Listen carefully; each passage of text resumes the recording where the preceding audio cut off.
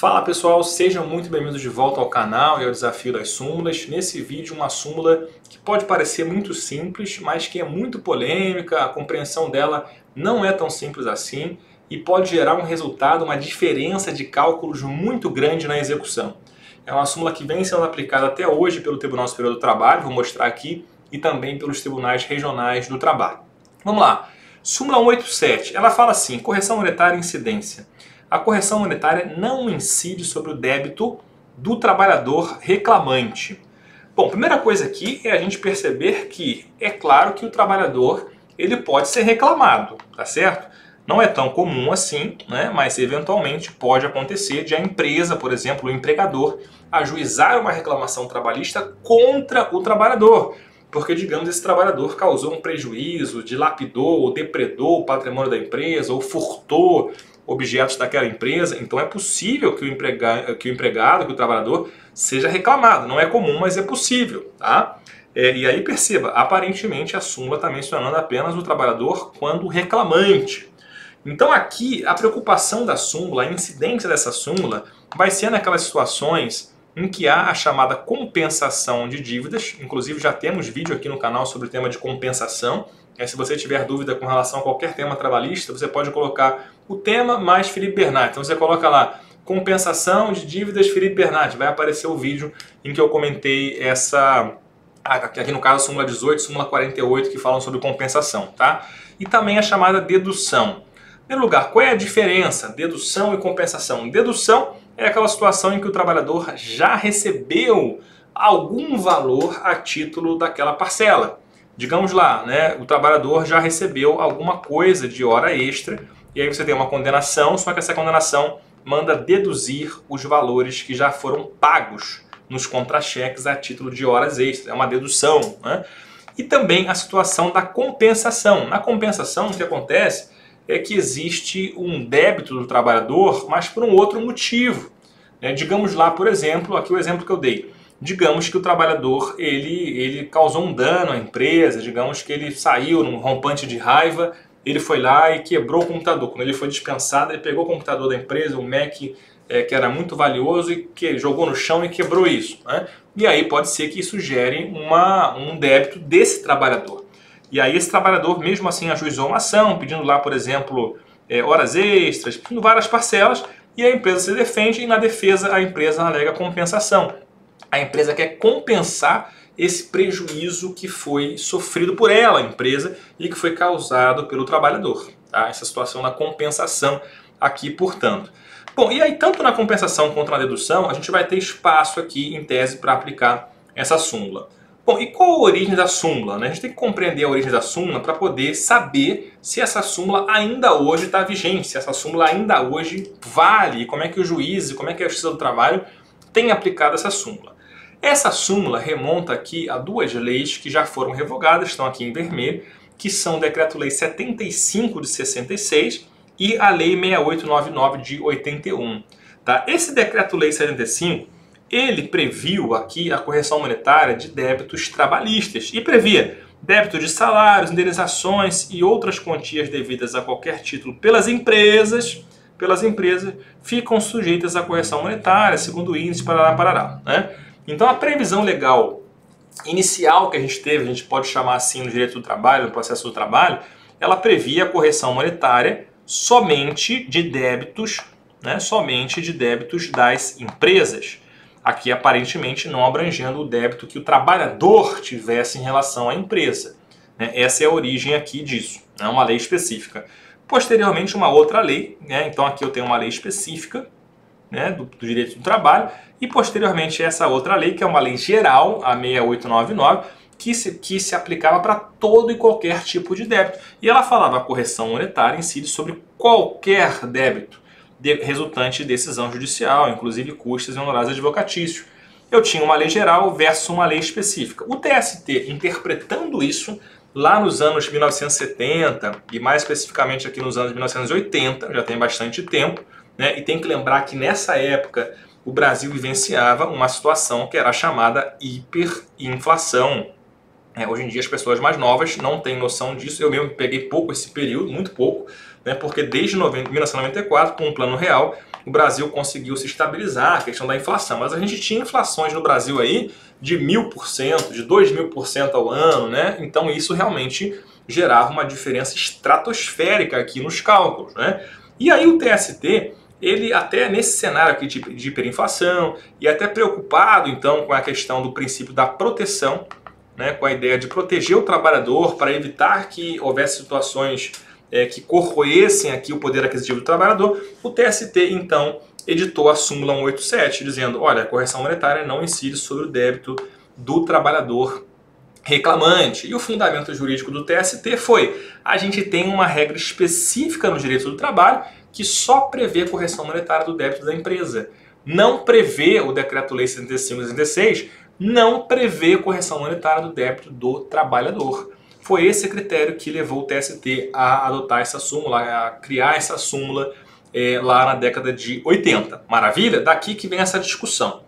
Agora, isso gera um problema porque, posteriormente, a gente teve uma outra lei, que é a Lei 8177 de 91. Né? Essa lei, que atualmente está em vigor ainda, ela previu também uma redação similar àquela do Decreto 75 de 66.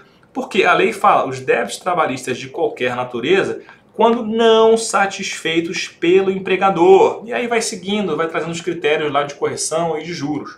Então, aparentemente, essa lei aqui também tratando da correção monetária dos juros somente do débito do empregador e não do débito do trabalhador. Percebe? Então aqui o TST, por isso que o TST manteve essa súmula lá na década de 2000, nos anos 2000, né, o TST manteve essa súmula com base no mesmo fundamento. A Lei 8177 é uma lei específica do direito do trabalho, portanto, correção monetária somente incide sobre o débito do trabalhador e não do débito, ou melhor, a correção monetária somente incide sobre o débito da empresa e não incide sobre o débito do trabalhador. Maravilha? Beleza, esse é o critério histórico aqui para a gente compreender. Bom, isso vai gerar aqui, em primeiro lugar, a gente vai ter uma dúvida com relação à manutenção dessa súmula, porque a gente sabe que o Supremo Tribunal Federal, na ADC 58, decidiu equiparar a questão dos juros e correção monetária, do crédito trabalhista ao crédito civil. Né? O Supremo Tribunal Federal fez essa equiparação e aí por isso o Supremo falou, olha, tem que aplicar o IPCA na fase pré-judicial, antes de ter o processo judicial, e tem que aplicar a Selic na fase judicial, e a Selic já abrange juros e também correção monetária. E a decisão do Supremo, ela não faz essa ressalva, ela fala, olha, a atualização dos créditos decorrentes de condenação judicial e correção de depósito em contas judiciais deverão ser aplicados até que sobrevenha a solução legislativa, os índices da correção, e segue então com o IPCA e com a Selic. Ou seja, o Supremo não fez essa ressalva para dizer, olha, só incide correção monetária do débito da empresa, não incide com relação ao crédito, ao débito do trabalhador. O Supremo não fez essa ressalva aqui. Então aqui já surge uma certa dúvida aqui, porque eu teria uma equiparação com o crédito civil. O fato aqui é o seguinte, o fato é que a Justiça do Trabalho como um todo, ela vem aplicando com certas ressalvas aqui essa súmula.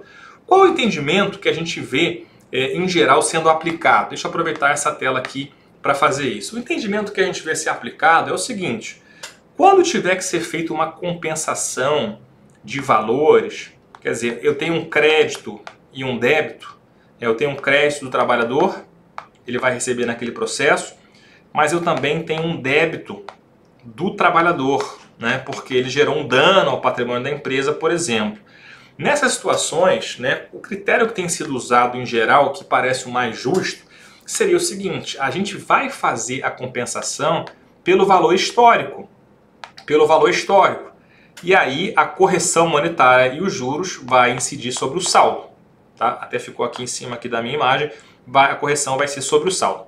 Como assim, Felipe? Vamos pensar uma situação, tá? Deixa eu apagar aqui novamente. Vamos pensar uma situação em que o trabalhador ele tenha um débito, um dano que ele causou, sei lá, um dano de 5 mil reais, porque ele quebrou o computador da empresa, e esse dano de 5 mil reais aconteceu, digamos lá, um exemplo, no dia 10 de março de 2022, tá? Então, e aí, portanto, você vai ter, aí depois disso aí você vai ter uma reclamação trabalhista e digamos que na reclamação trabalhista se reconheça que esse trabalhador tem um crédito para receber de 12 mil, tá? Ele tem um crédito de 12 mil.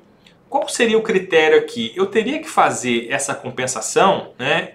Teria que fazer a compensação lá atrás. Eu teria que ver se esse crédito já existia, por exemplo, em 10 de março, para facilitar aqui. Digamos que 10 de março seja o dia da dispensa do trabalhador. Ele ficou doido, ficou revoltado, quebrou o computador da empresa, isso fica comprovado no processo e aí a empresa pede a compensação. O que acontece é o seguinte, eu vou fazer então essa compensação pelo valor histórico, né? Se ele tinha 12 mil para receber quando ele foi dispensado, mas ele tinha, por exemplo, 5 mil de dívida, eu vou fazer a diferença, 7 mil, e aí a correção monetária e os juros, que hoje em dia vão ser pela Selic, a gente sabe, vão incidir sobre o saldo remanescente. Eu faço a compensação, portanto, pelo valor histórico, né? E aí peguei o valor aqui da dispensa, fiz a compensação, e aí sobre esse saldo é que eu vou fazer a correção e vou fazer os juros. Essa que seria a ideia. Não seria a ideia de fazer aqui os juros e a correção sobre o valor do débito do trabalhador, sobre o valor do débito da empresa, dos dois, e aí fazer a diferença lá na frente. Não, você faz a compensação, você faz essa diferença, portanto, da compensação lá com o valor histórico, o valor lá de trás, e aí o saldo é que você vai aplicar, então, a taxa Selic para correção e para juros. Essa que seria a ideia, é assim que, em geral, vem se aplicando, tá? Agora, aqui, né, para ser honesto com vocês, a gente tem uma situação que tem alguns julgados do TST aplicando a súmula 187 numa situação que é uma situação que tende a não existir mais no futuro breve, que é a situação de complementação de aposentadoria, né, envolvendo lá o fundo de pensão, a previdência privada fechada. A gente sabe que desde 2013 o Supremo falou que a Justiça do Trabalho não é competente para julgar esses processos. A competência é da Justiça Comum, né? Mas o Supremo fez uma modulação e falou, olha, se o processo lá em 2013 já tinha uma sentença de mérito, esse processo ele vai continuar na Justiça do Trabalho. Não vai ser remetido para a Justiça Comum. E aí eu tenho até hoje, 2022, por exemplo, ano passado, a gente tem situações desses processos que já tinham sentenças de mérito em 2013 e ainda estão em grau de recurso de revista lá no TST. Então, uma situação já bastante antiga. E aí, nessa situação, o TST tem aplicado a súmula 187 da seguinte forma. Ele fala o seguinte, olha só, é a situação lá de complementação de aposentadoria. E aí, nessa situação, o que acontece? A gente vai ter uma cota parte do trabalhador, certo? Do trabalhador, e a gente vai ter também a cota da empresa. Ou seja, tanto o trabalhador quanto a empresa tem que fazer um recolhimento para o fundo de pensão. Eles recolhem um valor para o fundo de pensão e aí vão ter, claro, a majoração, o aumento lá do seu benefício, majoração da sua pensão, do seu benefício previdenciário privado. Tá? É isso que vai acontecer aqui. Cota parte do trabalhador, digamos que o trabalhador tem que recolher, um exemplo, 10%, e a empresa também recolhe, um exemplo aqui, 10% sobre aqueles valores lá para poder majorar o benefício previdenciário. O TST tem aplicado nesses casos a súmula 187 para dizer o seguinte, olha, quando houver necessidade então de haver essa contribuição para o fundo de pensão, né, e isso aqui vai majorar, portanto, também o benefício previdenciário, o que acontece é a cota parte do trabalhador, ela vai ser calculada lá com um valor histórico, lá de trás, de quando começou o processo, ou de antes de começar o processo. E a cota da empresa é que vai incidir juros de mora e correção monetária. E a empresa também deveria arcar com juros e com a correção aqui dessa situação, desse débito do trabalhador, né? É uma aplicação até, digamos assim, bem peculiar da súmula 187, porque é uma situação muito diferenciada, uma situação, como eu falei, que tende a não existir mais no futuro breve, mas o TST ele aplica esse critério e fala, olha, o trabalhador tem um débito aqui nesse caso, que é a sua cota parte de previdência privada, e sobre esse débito aqui ele não vai pagar isso com correção nem com juros. Ele vai pagar, o trabalhador vai pagar, portanto, o valor histórico. O trabalhador paga o valor histórico e o empregador arca com a diferença de juros e correção, tanto dele, empregador, quanto também do próprio trabalhador. Tá? É uma situação que o TST vem aplicando. Mas em geral é o que eu falei. Em geral a súmula 87, então, ela vai ser aplicada dessa forma. Eu faço a compensação de dívida e de crédito do trabalhador com base nos valores históricos, e aí sobre o saldo remanescente é que vai incidir a taxa Selic, que vai ser a taxa de correção e de juros. Essa é a aplicação atual da súmula 187 do Tribunal Superior do Trabalho. E isso pode parecer uma besteira, mas para quem já viu processos que envolvam isso, né, isso pode dar uma diferença gigantesca nos cálculos. É uma diferença, às vezes, muito grande de critério. Então tá aí a explicação histórica de onde que surgiu essa súmula, né, a dúvida que surge também a partir da decisão suprema na era DC 58, né, parece que a DC 58 não faz essa ressalva, então com relação a essa correção, mas o critério que vem sendo aplicado pela Justiça do Trabalho é esse critério de fazer a compensação com valores históricos e aplicar então ao saldo remanescente, aplicar a taxa de correção de juros, que vai ser, no caso, a taxa Selic atualmente. Beleza, minha gente? Difícil, né? Essa é uma súmula, como eu falei. Você lendo, parece algo muito simples, mas as implicações, as consequências disso são muito grandes, são muito significativas. Conseguimos aqui finalizar. Agradeço a todos que ficaram até aqui. Se inscreva no canal, deixe seu like, compartilhe com amigos e colegas para que esse vídeo e o nosso canal possa continuar crescendo e ajudando e alcançando mais pessoas aqui no desafio das súmulas. Grande abraço, até a próxima!